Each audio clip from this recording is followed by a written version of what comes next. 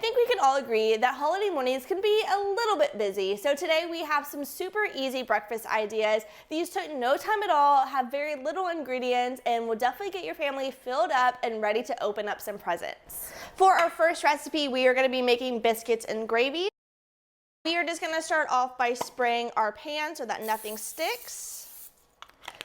And then I am going to be using a saucepan to cook up my sausages. So this is my new skillet. If y'all have not seen these, I made a short on them. I'll leave that down below. This is a great Christmas deal. You do not want to miss out on this one if it is still available. You get 32 pieces for $89. It is amazing. I've gone ahead and used these already for some eggs, and they worked out so good. So for our biscuits, I'm just going to open those, and these have 8 biscuits in them, but we are only going to be using 4 of them to start off with. Cook for 10 minutes and then put the rest of them on top.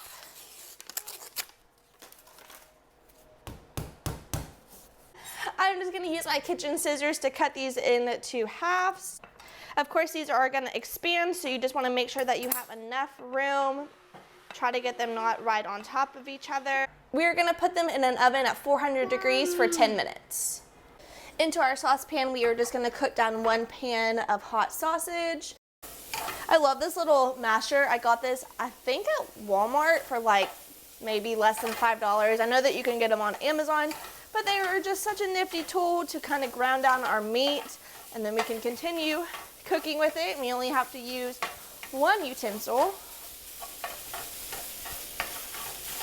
I wanted to show y'all my new utensil holder for the holidays. I got this at Target in the $5 section. It's a little tree. Can't really see it, but it has these little indentions here and then gold around. But I thought it was super cute, so for $5 I had to go ahead and pick that up. Now that our sausage is cooked and drained, we are going to go in with 3 tablespoons of flour and just mix this around for about 3 to 5 minutes or so, just so everything is coated and the flour is dissolved. Okay, I just took the biscuits out of the oven, so I'm just going to set that to the side until our sausage is done. After a few minutes, we are going to pour in our milk. I'm going to go ahead and pour in like about half of it. Stir it around, and we are going to be bringing this to a boil. Add in seasonings of just salt and pepper. My gravy, I do like a lot of pepper, so I'm going to add in a generous amount. I know I'll probably get yelled at in the comments saying that's way too much pepper, but I like it, so it is just up to your liking. So we're just gonna stir and combine this and bring it to a low simmer. Okay, with our cooked biscuits, we are just gonna pour over our gravy. And look at that, none of that stuck. Look how amazing that is. With our remaining uncooked biscuits, we are just going to do the same process of cutting these into 4s and then laying them right on top of the gravy. And then our last one, this came together so quickly. We're going to put this in the oven for 20 to 25 minutes. Everything is nice and crispy, just a slight golden brown on top of those biscuits. This smells so good. These breakfast enchiladas are so delicious. We are going to get started on our sauce. So to a hot skillet, add in 2 tablespoons of melted butter and 1 tablespoon of flour. You're going to want to get a whisk because we are going to continuously whisk this until it is completely combined. For our seasonings, I have a half a teaspoon of cumin, some seasoned salt, and I try to do another half teaspoon of chili powder, but mine wouldn't come out, so I just kind of sprinkled it in there. Whisk this together so that nothing sticks to the bottom, and then pour in 1 cup of milk.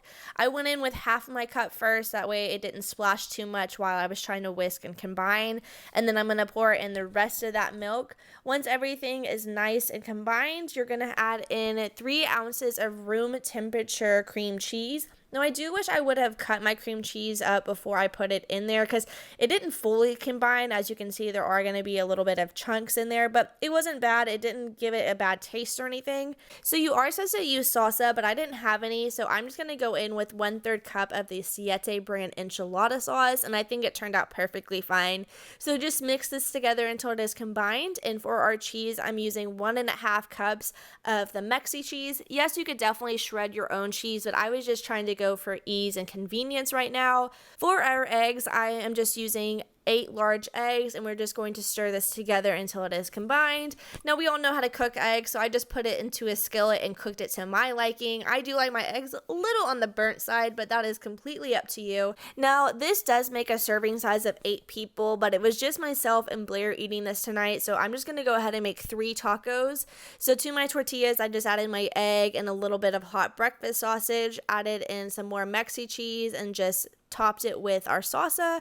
Now since the salsa had set for a little bit, it did get a little chunky, but it was not bad, so I just smeared that on top of my enchiladas. We are just going to put this in the oven at 350 for 20 minutes, and it is ready to serve.